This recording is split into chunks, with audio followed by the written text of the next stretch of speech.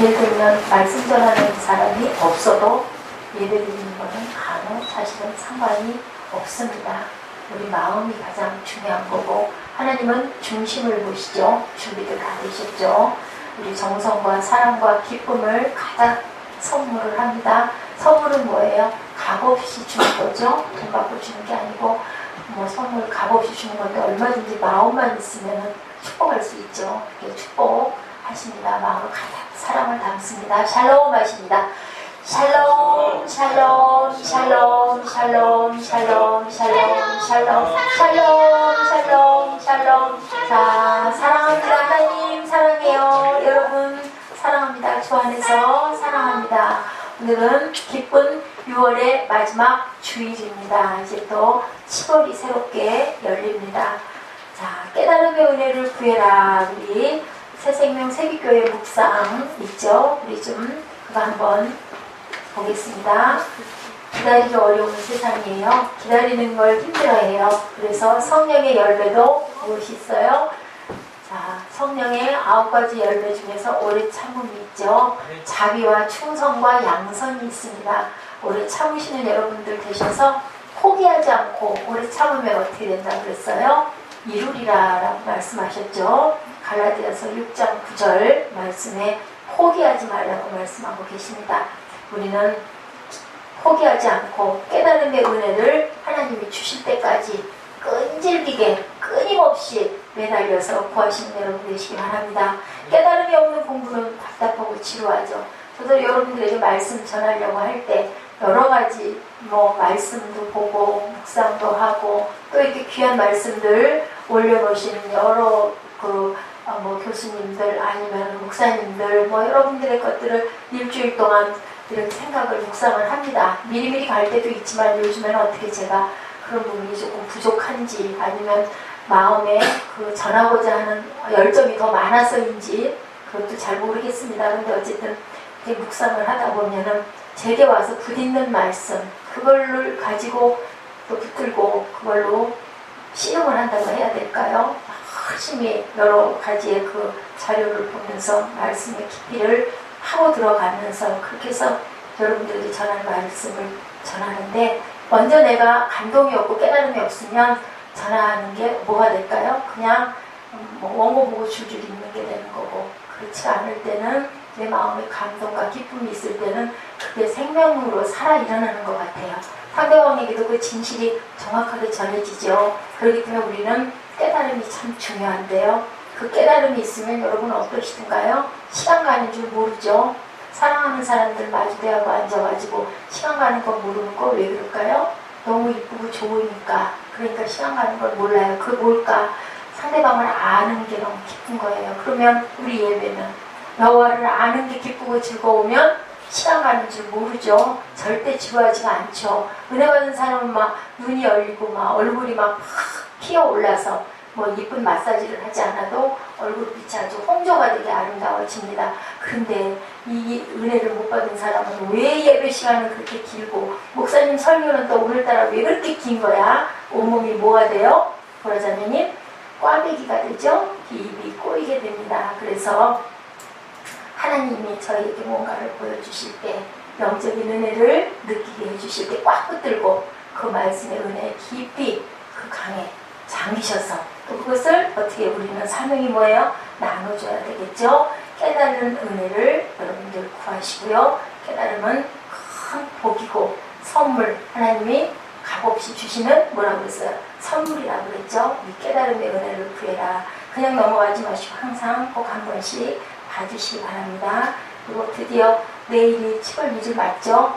6월 30일까지 있죠. 7월 28일 날은 굉장히 2달여 남았네 했었던 침례일입니다. 여러분들 한 달 동안, 한 달이 안 되죠. 한 27일 동안 마음에 그 감동이 오는 대로 준비하시고 정말 그냥 의식인 침례가 아니라 정말 우리는 죽고 새 생명으로 거듭나는 부활의 그런 영생의 기쁨을 누리시는 그런 침례를 사모하시기 바랍니다. 아무리 기가 막힌 곳에서 침례를 의식을 갖춰서 기가 막힌 분이 오셔가지고 침례를 행해줘도요. 내 마음 받지 그냥 이건 의식이지 하면은 뭐 1000번을 받아도 소용이 없고요. 그래서 요즘에는 옛날 같지 않게 세례도 침례도 여러 번 받는다고 제가 들었어요. 왜냐하면 내가 못 모르고 그때 그 만한 분량이 안 돼가지고 그냥 남들이 받으니까 나도 침례 받아야지 하고 받은 분들은 나중에 예수를 알고 정말 내가 기쁨과 감사와 감동이 있을 때는 가서 또 받는다고 그러더라고요. 또 세례 받으신 분들은 당연히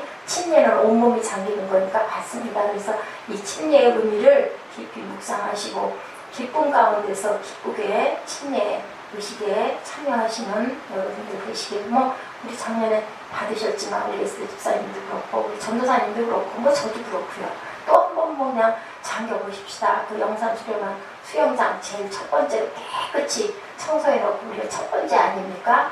들어가가지고 한번 푹 잠겨보고 또 샤워도 하고 이렇게 나오실 수 있도록. 근데 그게 중요한 게 아니라 정말 내가 이젠 정말 하나님 안에서 주 안에서 거듭났다라는 그런 마음을 받으시고 임하시기 바랍니다. 우리 본문 말씀 들어가 볼까요? 로마서 12장 1절에서 2절 말씀. 뭐 너무나 잘 아는 말씀이죠. 우리 로마서 12장 1절에서 2절 말씀 함께 한번 합독해 보도록 하겠습니다. 그러므로 형제들아 내가 하나님의 모든 자비하심으로 너희를 권하노니 너희 몸을 하나님이 기뻐하시는 거룩한 산제물로 드리라. 이는 너희가 드릴 영적 예배이니라. 너희는 이 세대를 본받지 말고 오직 마음을 새롭게 함으로 변화를 받아 하나님의 선하시고 기뻐하시고 온전하신 뜻이 무엇인지 분별하도록 하라. 이 세대를 본받지 말라고 그러네요. 오직 마음을 새롭게 해라. 우리는 어떤 사람들이에요? 세상과 구별된 사람들이죠. 성도라는 뜻이 구별됐다라고 제가 말씀드린 것 같아요. 그래서 하나님의 선하시고 기뻐하시고 온전하신 뜻이 무엇인지 분별해라 라고 이야기하고 있습니다. 이런 책이 있더라고요. What Woman Want. 이게 무슨 뜻이에요? What Woman Want. 그녀가 무엇을 원합니까? 라는 뜻이죠. 근데 아이디어는 어디에서 나온가? 여러분들 한번 맞춰보세요. 좀 특별한 책 제목인데 아이디어는 어디에서 나와요? 그러자면 재밌는 얘기예요. 그대로 뭐 이렇게 우리가 상상할 수 있는 부분이 아닌데 책 이름이에요. PD가 자기의 그 경험을 묶어놓은 책이에요. 유명한 PD가. 아이디어는 어디서 나온다? 아이디어는 엉덩이에서 나온다. 재밌죠? 이제 저는 이 책을 보면서 굉장히 재밌는 책이다라고 얘기했는데요. 거기에 경험을 모아놓은 책인데 이렇게 여자가 원하는 것을 알면 세상은 당신 것이다. 예, What Woman Want. 예, 이렇게 여기에 이런 얘기를 하고 있습니다. 자, 방송 선수들은 이 말을 진리라고 생각한다 그래요. 자, 어디에다 맞춰야 될까요? 우리 세상의 모든 잘 나가는 어떤 기업이나 잘 나가는 상품이나 잘 나가는 베스트셀러나 이런 모든 것들을 어디에다 맞추면 딱 그게 히트가 될까요? 우리 그 야구에서 뭐라 그러죠? 안타라고 하나요? 그죠? 그게 되는 게 어디다 맞추면 될까요? 어디다? 여자. 맞아. 여자도 어떤 여자? 응? 주부도 나이대가 몇 살쯤? 40대. 그렇대요. 요즘에는 가정에서 우리는 TV를 안 봐서 잘 모르죠. 가정에서 리모컨을 누가 쥐고 있어요? 아내가 쥐고 있고요. 남편은 뒤에서 등록물을 본대요. 어떻게 좀 불쌍하죠? 옛날에는 어떻게 했어요? 아버지들이 다 리모컨 쥐고와주면 이렇게 넘기고 그러면 자녀들이 어떻게 해서 아유 아빠 어디 좀 틀어요. 어디 나 그거 잘 봐요. 그만 매달려가지고 옛날에는 방방에 TV 없었잖아요. 그 조금 사는 집들은 마루에 커다란 TV와 소파가 있고 아버지가 다 보시면은 내가 좋아하는 거 보고 싶으면 막 가가지고 아빠 팔도 주물러드리고 다리도 주물러드리면서 나 이거 좀 보고 싶은데 이거 보게 해주세요. 왜냐하면 TV가 하나밖에. 지금은 뭐 컴퓨터로 얼마든지 볼 수 있고 이제 뭐 방방에 TV를 원하기만 하면 있고 요즘에 또 뭘로 봐요? 휴대폰으로도 보고. 그래서 우리 자녀들은 학생들은 절대로 TV에서 보지 않는다고 합니다. 그냥 뭐 좋아하는 영화 다운받아서 그죠? 버스 안에서 자기 보고 싶을 때 버스가 가는 그럴 때 보고 정말 세상이 어떤 그 모습들이 풍경이 너무 많이 변했어요. 그래서 TV 프로그램을 하나 만드는 데 있어서도 대상을 어디에 맞추느냐. 볼펜 하나를 만드는 데 있어서도 대상을 어디에다 맞추느냐. 남성들이 잘 쓰는 허리띠를 만드는데도 대상을 어디에다. 중년의 주부층에다 맞춘다고 합니다. 왜? 선물은 누가 해요? 선물은 대개 여성들이 남성의 허리띠를 선물하기 때문에 골프채 하나의 디자인을 형성하는데도 그 여성들의 나이대, 우먼 파워입니다. 여성 대통령의 시대이고요. 우리나라도 그죠? 이렇게 만든다고 그래요. 그래서 우리가 무엇을 하든지 목적은 분명한 무엇을 향해 가야 될까요? 이렇게 시장성을 노리는 사람들은 무엇을 하려고? 성공하려고, 기업에 성공하려고, 그죠? 벤처마킹에 성공하려고. 그럼 우리 예배자들은 무엇을 맞춰야 될까요, 여러분들? 예배자들은 무엇에? 어디에? 선생님, 어디에 맞춰야 될까요? 네, 하나님의 시선에. 하나님이 어떤 예배를 기쁘게 받으시는가? 그러려면 우리는 무엇을 해야 될까요? 하나님을, 여호와를 알자. 어떻게 알자? 힘써 알자. 호세아가 그렇게 얘기했죠.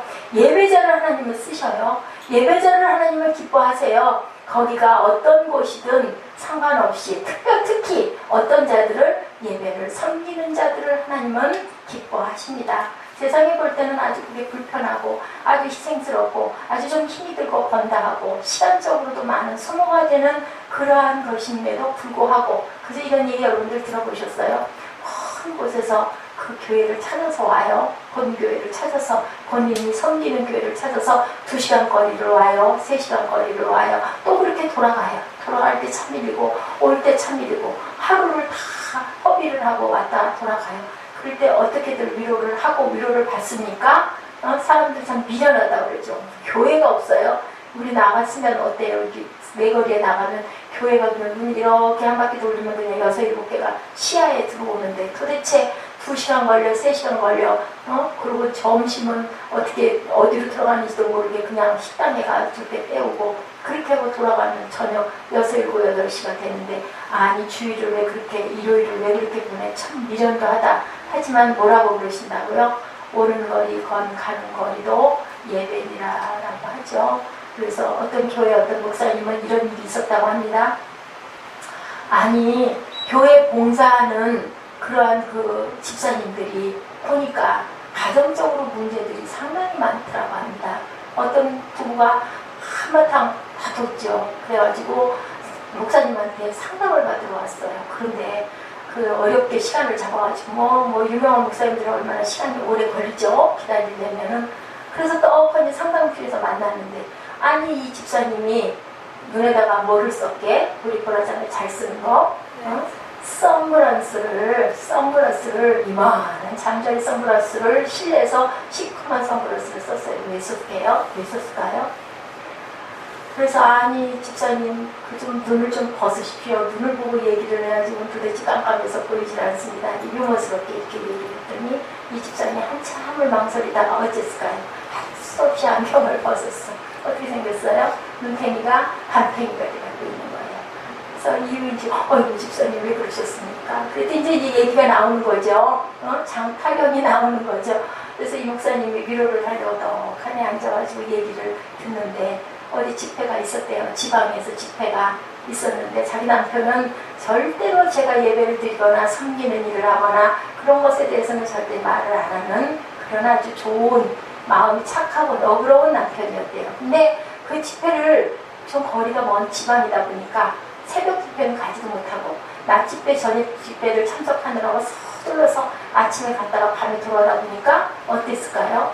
남편에게 밥을 못 해놓고 가고 밥을 못 차려줬어. 그걸로 둘이 다툰 거예요. 다투다가 아내가 아주 은혜를 많이 받고 왔는데 와가지고 얘기를 하는데 남편이 아니 내가 언제 당신 예배 다니는 거 놓고 뭐라 그랬어? 그렇지만 세상의 사람이 아무리 그래도 그렇지 밥은 해놓고 다녀야 될 거 아니요?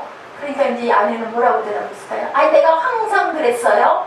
그 귀한 예배다 보니까 내가 이게 특별한 경우니까 어쩔 수 없이 내가 가다 보니까 오는 길이 멀다 보니까 내가 이렇게 됐는데 하루쯤 그럴 수도 있지 뭘 그걸 가지고 그렇게 사람 피곤해 죽겠는데 힘들게 꼬치꼬치 따지고 들이댈 일은 뭐냐고. 어째 그러냐고. 사람이 나이가 들어갈수록 어떻게 이해성도 없고 아직 뭐 말이 길었겠죠. 그랬더니 아니 여자가 뭘 잘했다. 이렇게 된 거예요.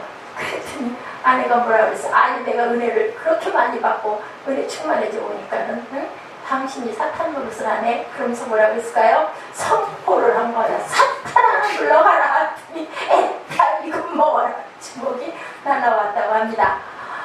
그런데 이 목사님이 뭐라고 위로를 할까요? 이 집사님을 보고 위로를 하려고 했다가 어휴 바깥분이 성품이 좋으시네요. 그 눈이 하나가 성한 게 정말 다행이지.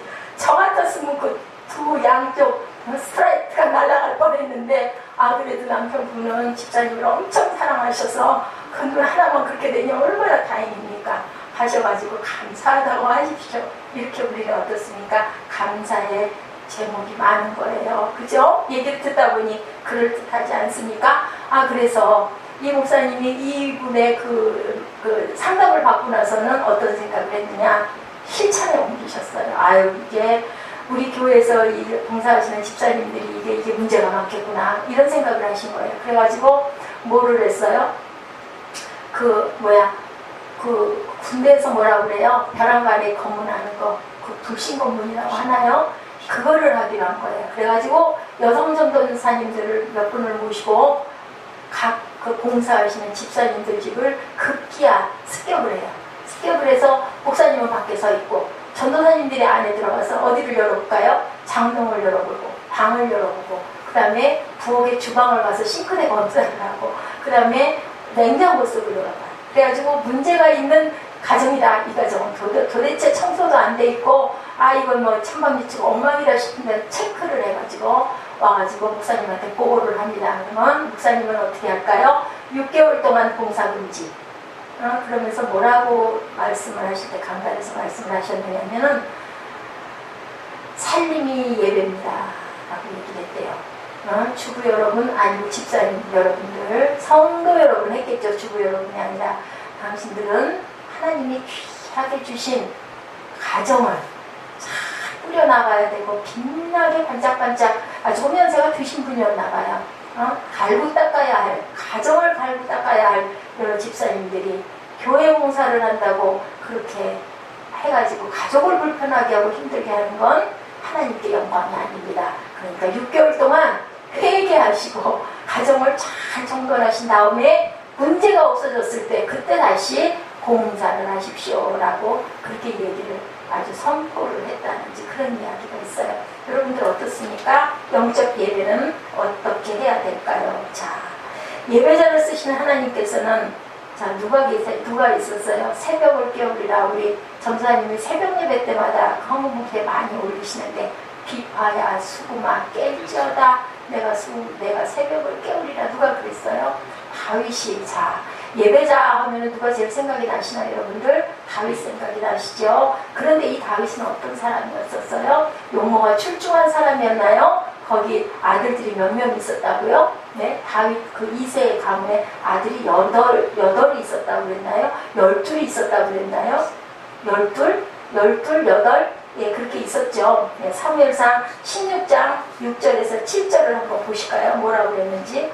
다윗이 마지막 아들인 거 알겠는데 8 아닌가 8? 저는 아들이 8, 예 맞죠. 8번째 말째 아들이 뭐 하고 있었어요? 들판에서 양치기를 하고 있었고 그리고 사무엘이 기름 부을 자를 찾으러 오니까 이세는 막 그 마다들이 그렇게 잘생겼었대요. 16장 6절에 뭐라고 합니까? 그들이 오매 사무엘이 엘리압을 보고 흡족했던 거예요. 아주 잘생겼었나 봐요. 여호와의 기름 부으실 6절 말씀 여호와의 기름 부으실 자가 이 사람이구나 라고 이야기를 하죠. 그랬더니 야훼께서 사무엘에게 뭐라고 그러셨어요? 용모와 신장을 보지 말라. 내가 이미 그를 버렸노라. 그죠? 나의 보는 것은 뭐라 그래요? 사람과 같지 아니하다. 사람은 외모를 취하려니와 나는 무엇을? 나는 중심을 본다라고 얘기하십니다. 야훼께서 사무엘이 엘리압을 보고 마음에 아주 들었던 거예요. 여호와의 기름 부으실 자가 과연 이 앞에 있도다 라고 이렇게 했죠. 그랬더니 아니라고 얘기했어요.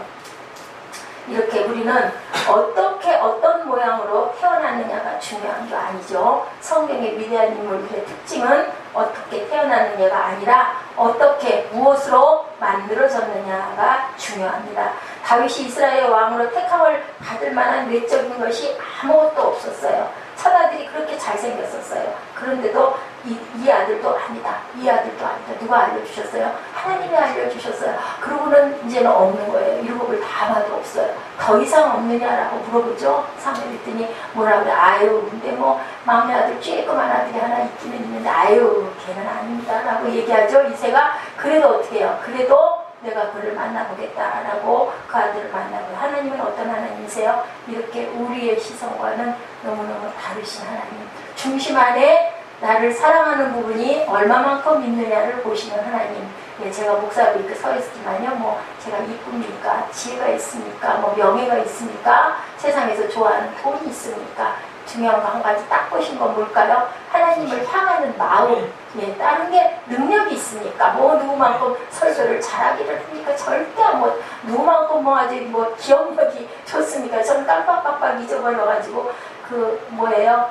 부끄러운 얘기죠. 사도행전하고 그 뭐였죠? 에베소서하고 막 양쪽을 놓고 하다 보니까 아 이게 사도행전이었는지 에베소서였는지 제가 참 그날 마음으로 제 회초리를 종아리를 많이 쳤습니다. 근데 뭐 몰라서 그런 건 아닙니다. 왜 그걸 모르겠습니다. 근데 그냥 말씀 쭉 나가다 보면 그냥 입에서 튀어나오는 게 그래서 아 이게 내가 잘 알더라도 다시 확인하고 다시 확인하고 가야겠다 이렇게 생각을 했습니다. 예배는 우리의 중심이 하나님 앞에 보여지는 시간입니다. 중요한 건요, 제가 제 얘기를 했지만 우리 선택을 받은 우리들, 하나님의 그 기름 부음을 받은 자들, 또 성도로 부르심을 받은 여러분들도 역시나 마찬가지로 세상 사람보다 특별히 잘나서도, 특별히 뭐가 많아서도, 특별히 그럴듯한 가능성이 보여서도 아니고요. 하나님을 향하는 마음, 우리 죄로 얼룩이져서 다 때가 묻어 있는데 그래도 깨어서 들으려고 하는 눈과 귀와 가슴이 있는 자들에게 똑똑 노크를 했을 때 문이 열리지 않습니까? 귀가 열리지 않습니까? 오, 그래 너는 가능성이 있다. 그래서 너는 무엇이다? 내 아들이다 라고 선택을 하신 거죠. 우리 역시도 마찬가지고요. 그래서 예배는 우리의 중심이 하나님 앞에 보여지는 시간이다. 시편 78편 70절과 72절에 하나님께서 다윗을 택하신 이유를 말씀하고 계십니다. 하나님께서 왜 다윗을 택했다라고 얘기를 하셨나요? 시편 70편 말씀 우리 한번 찾아보실까요? 78편 70절에서 72절의 말씀 한번 찾아서 빨리 찾으신 분이 얼른 읽어주시기 바랍니다.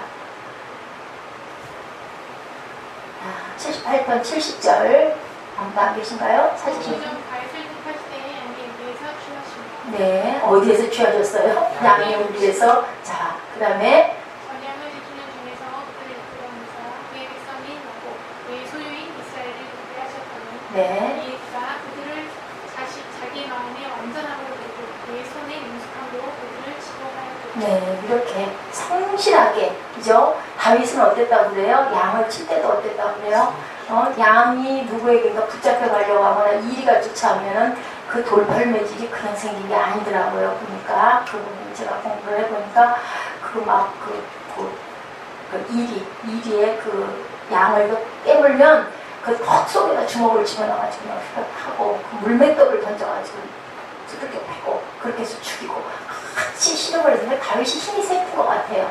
그 힘과 그동안의 양을 보살피던 그 사랑과 그 충정과 그 열정, 그걸로 골리앗을 물리친 거예요.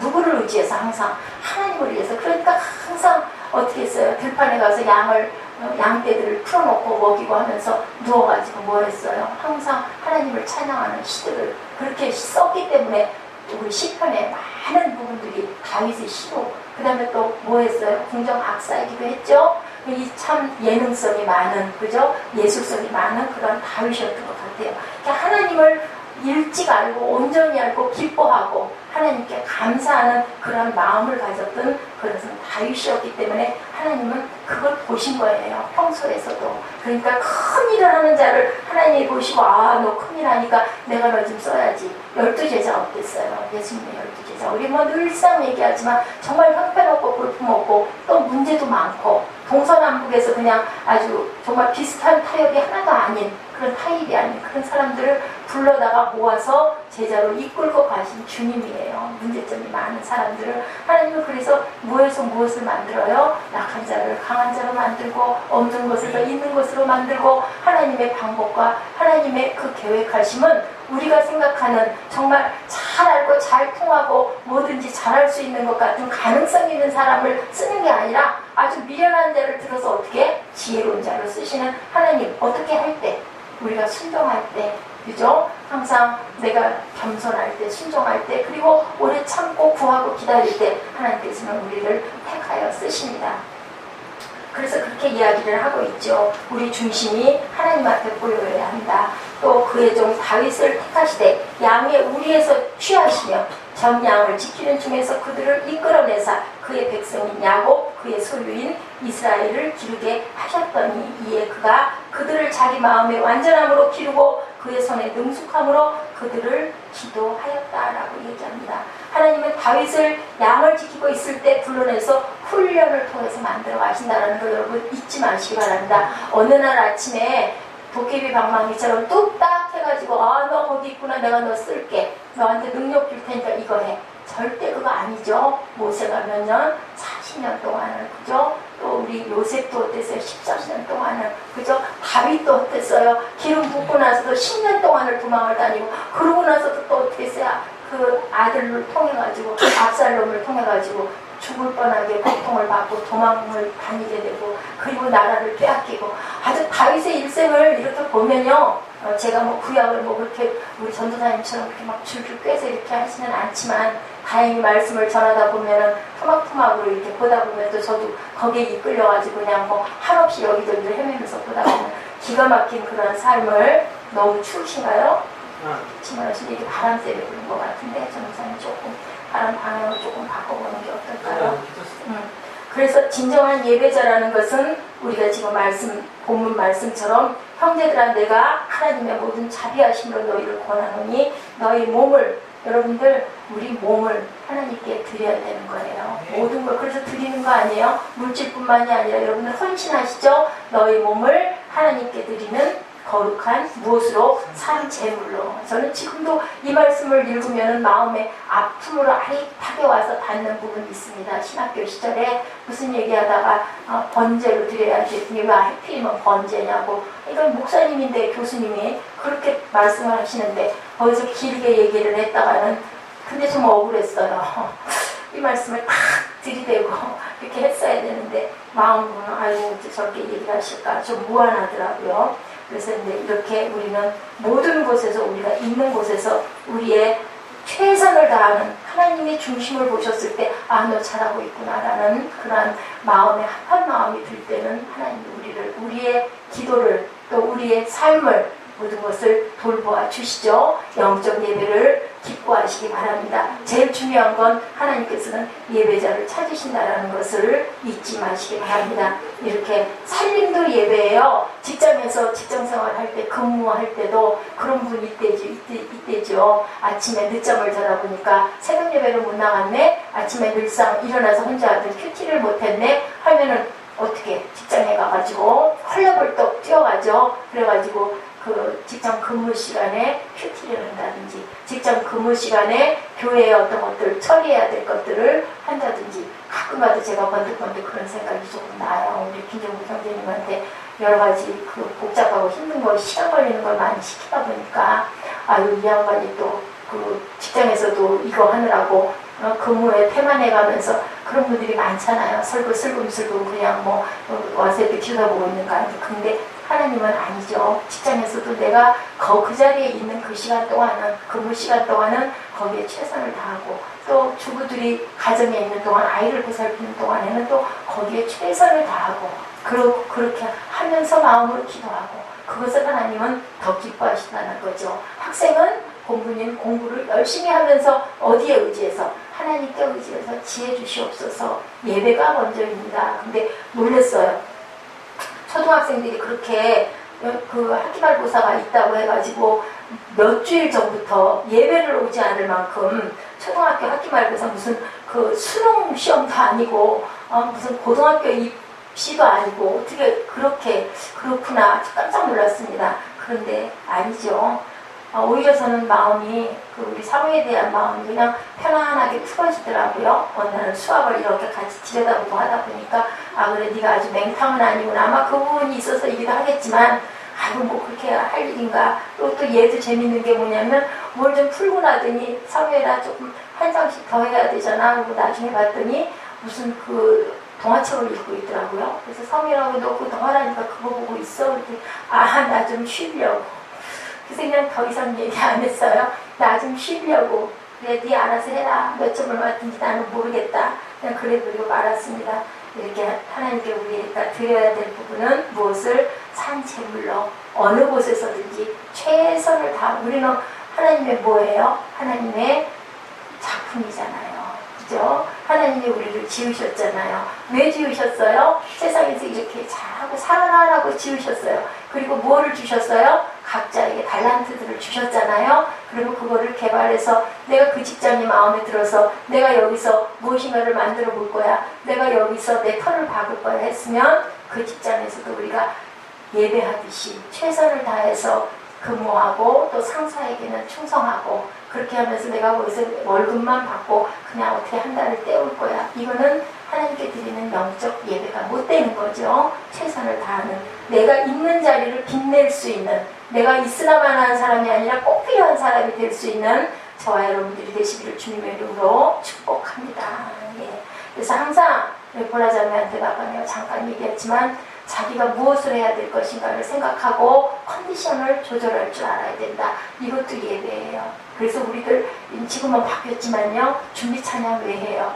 예배를 준비하는 마음으로 준비를 하는 마음으로 30분 동안 찬양을 합니다. 우리는 찬양과 경배로 바꿨고 이거 있는 것은 있는 의미일 수 있겠지만 십자가가 있으니까 이거를 두들겨가지고 나중에 목도하심으로 들어가는 것은 그럼 앞에 이렇게 준비 찬양일 수밖에 없지 찬양과 경배는 아니라는 거죠. 제가 그게 몇 달이 걸렸어요. 그 얘기를 듣고도 그럴 수 있겠다 하면서도 사실은 막연해서 몇 달이 걸렸는데 많은 교회에서들 이미 이걸 두들기는 거나 뭐 이렇게 뭐 앞에서 막 누구를 소개하는 거나 이런 부분들이 없이 뭐 특별할 때는 또 그렇게 하겠죠. 특별한 의식이 있을 때는 일 수도 있지만 일반적인 주일 예배나 주중 수요나 금요 예배나 새벽 예배나 이럴 때는 그렇지 않고 자연스럽게 교체가 되면서 자연스럽게 자기 맡은 부분을 흘러가듯이 그렇게 예배를 진행하는 모습이 그래 우리 왜 보면은 정말 그 아름다운 선이나 이런 부분들은 어떻든가요? 어떤 게 콱콱 쪼여진 어떤 틀 안에 있는 게 아니라 아니어도 규칙이 있죠. 자연스럽게 흘러가면서. 그래서 저는 이제는 이렇게 가야 할 때가 됐구나라는 것을 제가 느꼈습니다. 우리 공예배 때는 방언 같은 것도 조금 삼가해서 특히 전반이나 저는 그 부분들이 좀 습관이 되기도 했는데 그런 부분도 조금 절제를 해야 되겠다.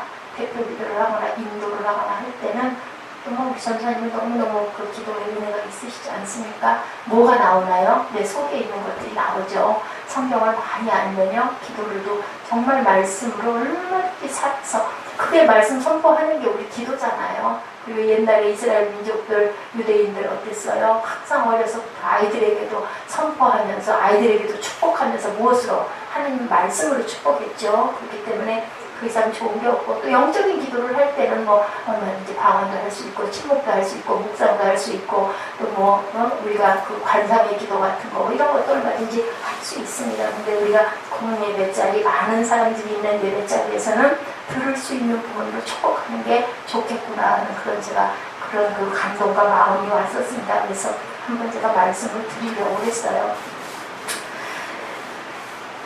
설교자들이 설교하는 거 제가 그 생각을 해봤어요. 설교자들이 설교는 뭐 따라가요? 말씀 따라서 주석도 찾고요. 그걸 증거하기 위해서 여러분들에게 감동이 가기 위해서 인정이 가기 위해서 또 증거해드리기 위해서 하잖아요. 근데 설교자들이 목사님들이 목사들이 또 기름 부음 받은 자들이, 구별된 자들이 힘든 부분이 무엇일까?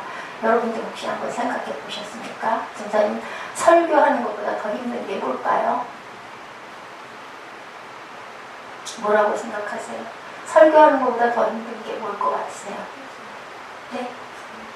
듣는 거. 네, 듣는 것도 힘든데 설교하는 것보다 힘든 거. 네, 맞습니다.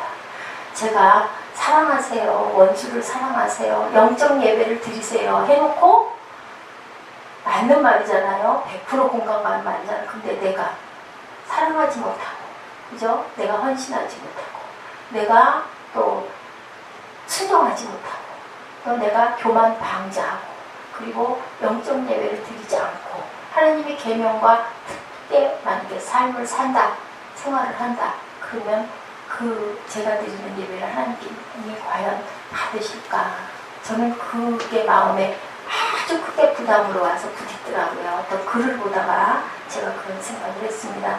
네, 우리가 탁월함이라는 그런 이야기가 있더라고요. 탁월함. 네. 산제사로 우리의 삶을 하나님께 드릴 수 있어야 된다는 거예요. 정말 힘든 것은 이렇게 우리는 탁월하게 우리 삶에서 드러나는 영성과 도덕성과 탁월한 이 모든 것들이 합쳐져서 무엇이 돼야 된다? 예배가 돼야 된다는 거예요. 예, 도덕적인 부분, 영적인 부분, 탁월함들이.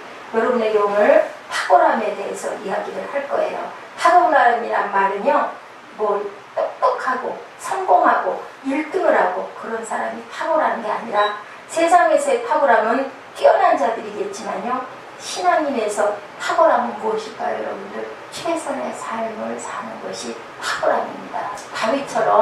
다윗처럼 양 한 마리를 지키기 위해서 자기 목숨도 상관하지 않고 그 이리와 싸울 수 있는, 사람마다 다르잖아요, 분량이. 그렇지만 내 최선을 다하는 게 바로 탁월함이죠. 얼마 전에 돌아가셨죠. 강영구 박사, 피츠버그 대학에서 박사학위 받으신 분이죠. 그 논문의 핵심이 이랬습니다. 오늘날 교육의 문제는 상대 평가를 하는 것이다. 근데 교육은 절대 평가를 해야 된다. 이게 바로 뭐예요? 탁월함을 얘기하는 거예요. 뛰어난 사람, 가장 잘하는 사람이어야 되는 거지, 상대적으로 누구보다 누가 더 잘하니까 거기에 기준에 맞춰서 평가를 하는 게 아니다라고 이렇게 얘기를 합니다. 아시죠? 상대평가와 절대평가가 뭔지. 절대평가는 무조건, 그래서 60점 아래 90점 이상 몇 프로, 70점 아래 몇 프로 이상 몇 프로에서 그 이상 교수가 재량으로 주고 싶어도 줄 수가 없죠. 상대평가는 그만 학생들이 공부를 못하면 거기서 뭐 60점짜리도 A부를 줄 수가 있을 수 있지만 교수 재량에 대해서 절대평가는 아니죠. 그게 딱 제한이 되어 있는 그런 평가를 해야 된다라고 이렇게 이야기를 했습니다. 12장 1절에 영적 예배란 우리 몸을 산제사로 드리는 것이라고 정의를 하고 있고요. 하나님 앞에 누구와 비교하는 게 아니라 내가 하나님께 산제물로 드린다는 그 의미가 어떤 것인지, 거기에 대한 답이 2절에 나와 있죠. 뭐라고 해요? 12장 2절에 이 세대를 본받지 말래요. 그리고 마음을 새롭게 변화를 시키래요. 하나님의 선하시고 기뻐하시고 온전한 뜻이 무엇인지를 분별하라 라고 이야기를 하고 있습니다. 이 세대를 본받지 말라는 그런 것은 그러면 무엇일까? 이 세상에 살지만 사람들이 하는 행동과 양식을 그대로 따라가면서 마음을 새롭게 할 수는 없는 거죠. 그렇기 때문에 우리는 어떤 사람들이에요? 순례자들이에요. 여기가 고향이 아니에요. 구별된 사람이에요. 그래서 어떤 학자는 이렇게 얘기합니다. 너희는 이 세대를 본받지 말고를 이렇게 해석을 하고 있는 부분을 제가 한번 봤습니다. 이 세대를 어떻게 본받지 말아라. 너희를 둘러싼 세상이 너희를 세상의 틀에 집어넣게 하지 마라. 세상 틀에 우리가 휩쓸려 들어가면 안 되죠. 누구 하나 구원한다고 갔다가 뭐가 됐어요? 신천지가 돼버리고, 구원한다고 들어갔다가 안사람이 돼버리고, 끌어내지를 못하고 내가 거기에 흡수돼버리는 거죠. 그렇기 때문에 우리 전도 갈 때 어떻게 하든가요? 한 사람이 잘 안 가죠. 그죠? 짝을 지어서 보냅니다. 사람들을 짝을 지어서. 하나님께서 우리의 삶과 생각을 바꾸시도록 하기 위해서 삶의 양식을 바꿔야 한다라고 얘기를 하죠. 새롭게 본받지 말고 마음을 새롭게 해라. 변화를 받아라. 하나님의 선하시고 기뻐하시는 뜻이 무엇인지를 분별해라 라고 말씀하고 있습니다. 그래서 봤더니 로마서 5장 8절에 이렇게 이야기를 하고 있습니다. 로마서 5장 8절에 뭐라고 말씀하세요? 아직 죄은 되었을 때 그리스도께서 우리를 위하여 어떻게 하심으로 죽으심으로 하나님께서 우리에게 대한 자기의 사랑을 확증했다고 얘기합니다. 그리스도께서 죽으심으로 우리를 위해서 아들을 보내셔서 죽게 하심으로 하나님이 우리를 얼마나 사랑하는지를 확증했다라고 얘기를 하죠. 그런데 로마서 12장 1, 2절의 말씀은 하나님을 모르는 자들을 향해 하는 말씀이 아니고요. 하나님을 예배하는 자들에게 얘기하는 거예요. 너희는 영적 예배를 드려라. 산 제사로 드려라 라고 얘기하는 건 모르는 사람들에게 하는 게 아니라 하나님의 선택받은 자들에게 하는 겁니다. 여러분은 참된 예배자가 되기를 원하십니까? 그렇다면 여러분의 삶을 변화시킬 수 있도록 어떻게 해야 될까요? 살아가야 되겠죠. 그렇게 변화돼야 되겠죠. 크리스천이 되는 것에 대한 말씀이 아니라 크리스천의 예배자로 살아가는 것에 대한 것을 말씀하고 있어요. 능력 있는 삶이란 우리가 하나님을 믿는 것으로 끝나는 것이 아니라 믿는 자로 살아가는 삶이라는 것을 로마서에서 다시 얘기하고 있습니다. 코스타 집회에서 이런 이야기가 있었다고 합니다. 세상을 거스르는 용기, 이 부분에 대한 것을 얘기를 했대요. 근데 그때 전한 말씀이 예배자의 삶이었다라고 증거를 하고 있습니다. 우리가 세상의 풍조를 본받지 말고 살 수 있는 용기는 우리의 삶과 몸으로 예배자의 삶을 사는 것이죠. 예배자의 삶처럼 귀중한 건 없습니다. 예배자이기 때문에 해야 할 일과 하지 말아야 할 일을 우리는 구분해 나가야 되겠죠. 예배는 우리 크리스찬들에게 의식이라는 것, 우리의 삶의 의식이 어떻게 돼야 된다? 영적 예배로 변화돼야 된다. 자, way of life 무슨 뜻일까요? 우리가 바꿔주는 힘이 어떻게 돼야 될까요? 우리 인생의 길을 무엇으로? 우리 전에 그런 얘기 저기 있었죠? God's way. 하나님의 길로, 하나님의 방법으로 그렇게 살아가는 저 여러분들이 되셔야 되겠습니다. 예배만 드리고 예배자의 삶을 살지 않는 것에 대한 경고죠. 예배자의 삶을 살기 위해 예배를 소홀히 하지 말고, 그리고 또한 우리의 삶이 예배가 될 수 있도록 어느 곳에서나 어떻게 하라고요? 탁월한 자들이 되라는 거예요. 어떻게 최선의 삶을 살아냈을 때 탁월한 자이며 하나님이 우리의 모든 것들을 책임져 주시는 거죠. 어디에다 맡기고 하나님께 맡기고 가만히 앉아서 기도만 하는 게 아니라 최선의 길을 뚫고 나가고 그리고 준비하고 항상 준비된 자를 쓰시는 하나님이심을 저와 여러분은 믿으셔야 할 겁니다. 다윗이 그랬죠. 그렇게 양을 쳤어도 그렇게 준비를 하면서 하나님과 교통을 하면서 기다리고 있다 보니까 사울 대신에 다윗을 기름 부어서 받아 쓰시죠. 사울이 기름 부은 것을 어떻게 했다고 했어요? 하나님께서는 후회하셨다라는 구절이 구약에 나와 있습니다. 여러분 중에 나는 예배를 드리지 않아도 충분히 예배자의 삶을 살 수 있다 이렇게 생각하는 분들은 예배를 드리지 않아도 되는 거겠죠. 그렇지만 그런 사람들이 있겠습니까? 예배를 드려도 우리는 끝이 없는 거죠. 정직하게 예배를 드리지 않고 예배자로 살아가는 힘을 공급받을 수 없다고 생각하는 사람이 있다면 우리는 그러면 어떻게 남은 하반기를 이제 7월달이네요. 7, 8, 9, 10, 11, 12 6개월이 지나갔는데 지금부터라도 우리는 어떻게 영적 예배를 드릴 것인가? 우리 삶에서, 우리 직장에서, 우리 학교에서, 우리 가정에서 나는 어떤 영적인 예배자의 삶을, 탁월함의 삶을, way of life의 삶을 살 수 있을 것인지 한번 깊이 묵상하시고 생각해 보시는 저와 여러분 되시기를 주님의 이름으로 축복합니다.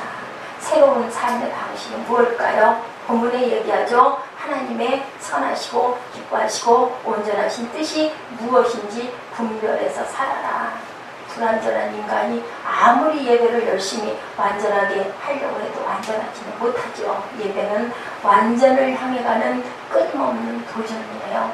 아이를 두 부부가 청춘 남녀가 만나서 결혼해서 사랑해서 결혼해서 아이를 낳으면 제가 전에도 언제 한번 전했던 것 같은데 엄마 아빠가 되는데요. 그날 그 순간 엄마 아빠가 되기는 되지만 일단 엄마 아빠의 길에 들어선 것이지 온전한 엄마 아빠는 언제쯤이면 될까요?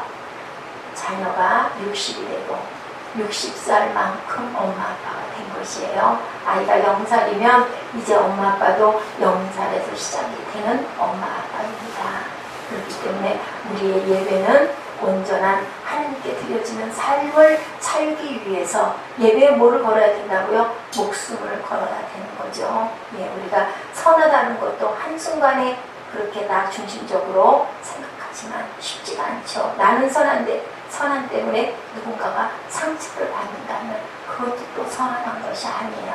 다 옳고 다 그런 것이 없죠. 여러분들 탕자의 비유 아시죠? 아버지와 함께 탕자에게 하신 말씀이 아니고요. 아버지와 함께 있으면서 아버지와 함께 참 기쁨을 맛보며 살았던 누구에게 하는 얘기예요? 탕자의 그 비유에는 큰아들에게 하는 이야기입니다.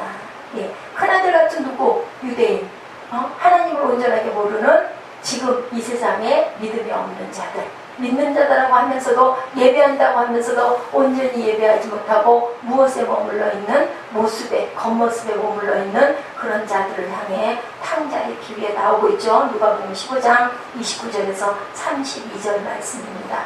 아버지께 대답하여 이르되 내가 여러 해 아버지를 섬겨 명을 어김이 없거늘 내게는 염소 새끼라도 주어 나와 내 것으로 즐기가 하신 일도 없더니 어떻게 했어요? 세상 가지고 진다가 가지고 다 탕진하고 오갈 데 없어가지고 나를 좀 받아주시옵소서 했던 그 아들을 어디까지 뛰어가서 동고밭까지 뛰어가서 손가락에다가 금가락지를 끼워주고 어떻게 했던가요?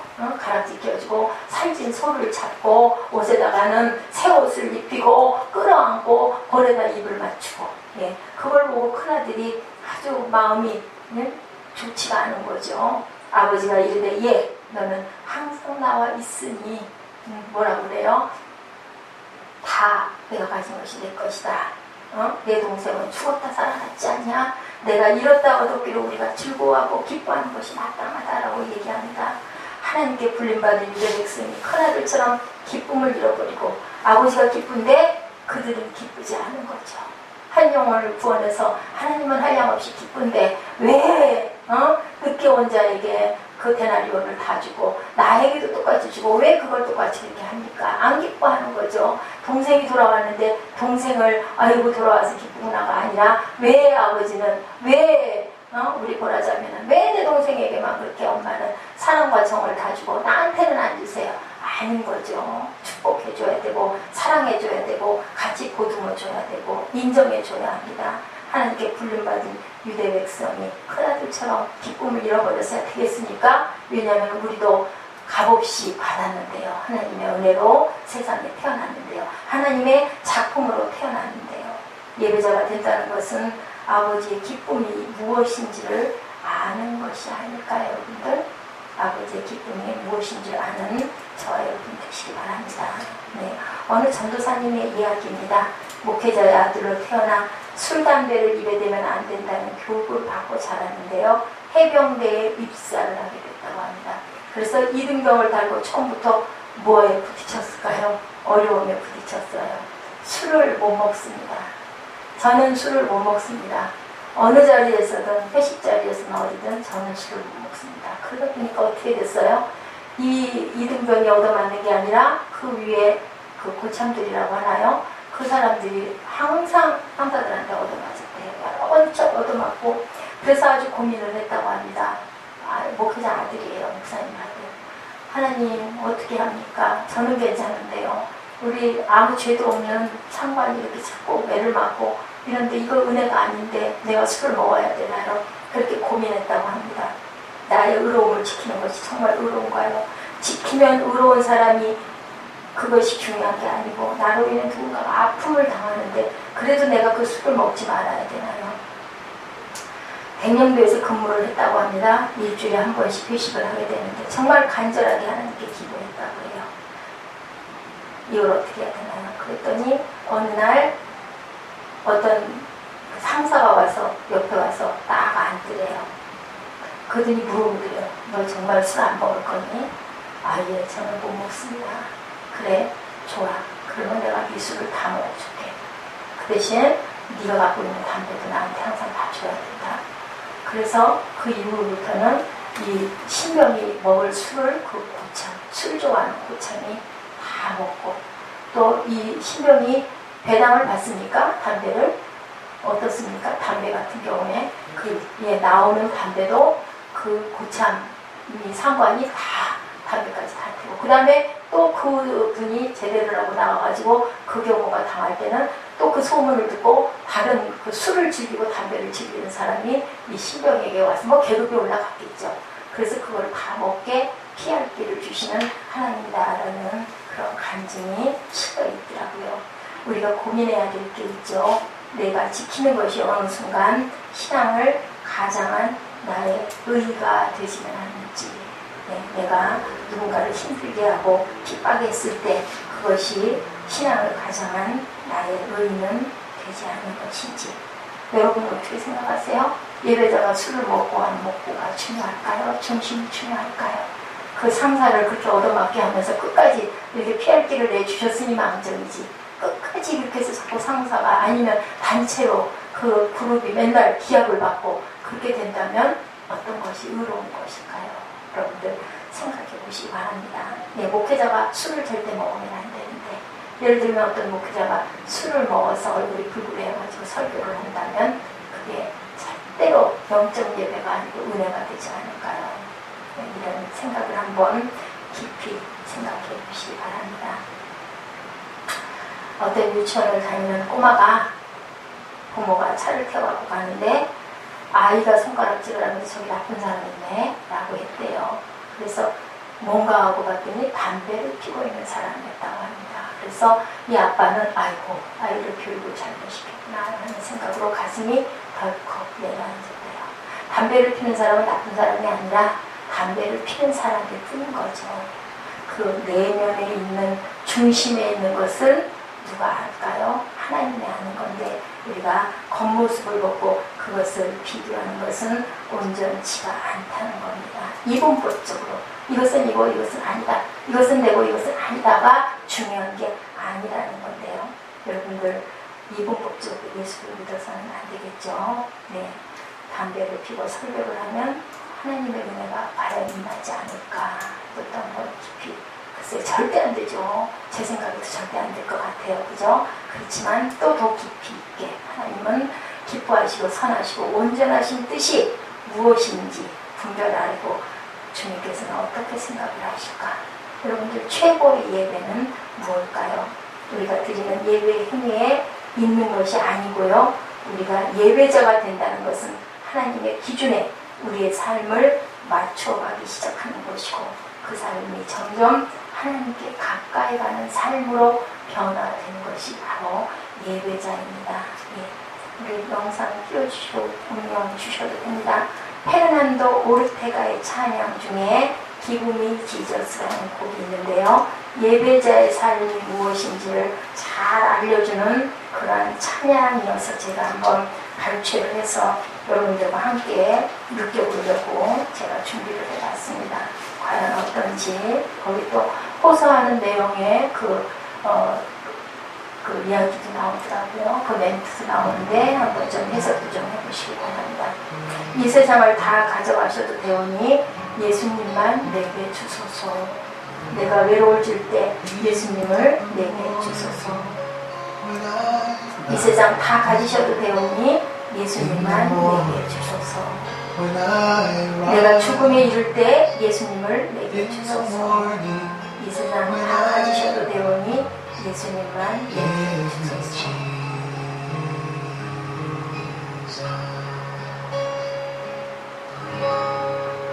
Give me Jesus, give me Jesus, you can have all this world, give me Jesus.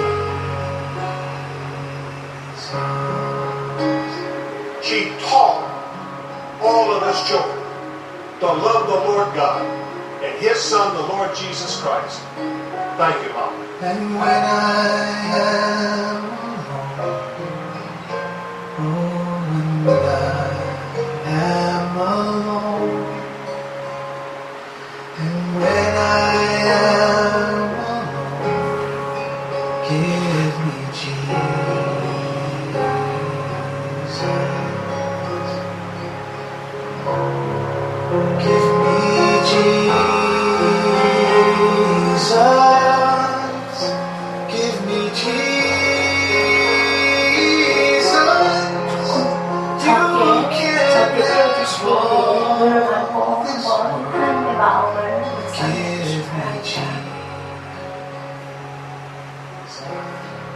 세상을 다 가지셔도 예수님만 주옵소서. 그랬죠. She was the lovely, beautiful, wise woman she was, because early in her life she chose Christ as her center, her home, her purpose, her example, and her vision. And we can all make that choice today. We were married for nearly 64 years. And I wish you could look in that casket because she's so beautiful. I sat there a long time last night just looking at her and praying because I know she had a great reception in heaven. And when I come to die, oh, when I come to die, and when I come to die, give me Jesus.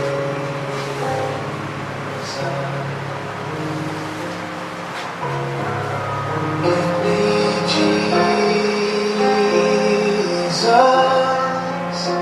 Give me Jesus. You can have all this world. You can have all this world. You can have all this world. Give me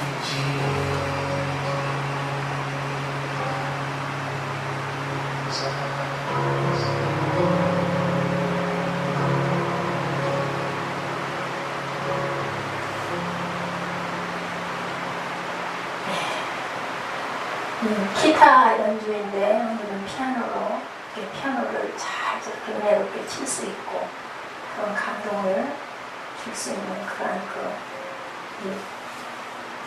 이분의 그 곡집에 많은 찬양들이 좋은 찬양이 많다고 합니다. 페르난도 오르테가 중년의 그 사람인데요. 제가 그 블로그에 그 사람에 대한 것도 발제를 해서 올려놨습니다. 한번 관심 있게 보시기 바라고요. 우리 찬양, 결단 찬양 하시면서 또 결단 순서에 뭐가 있어요? 봉헌하는 시간 같습니다. 저한테 그 헌금을 하신 부분들을 정리를 해서 전사님 올려주실까요? 올려주시고 찬양 끝말미 하시면 되고요. 우리 일어나셔서 결단 찬양하시고 그 헌금 봉헌 부분을 제가 이번 주부터는 좀 많이 약해서 줄여서 간단하게 그렇게 전하고 그리고 바로 속도로 예배를 마치도록 하겠습니다. 항상 말씀드리지만 예배 부분에서 어떤 부분들이 어떤지 그런 것을 한번 꼼꼼하게 보시고 저한테 또 그 부분도 전해주시기 바랍니다. 제가 정말 주에서 사랑 기쁨 살아계신 주 두고 우리 함께 씩씩하게 가십니다. 주님께서 말씀하시네요. 사랑하고 기뻐하라고.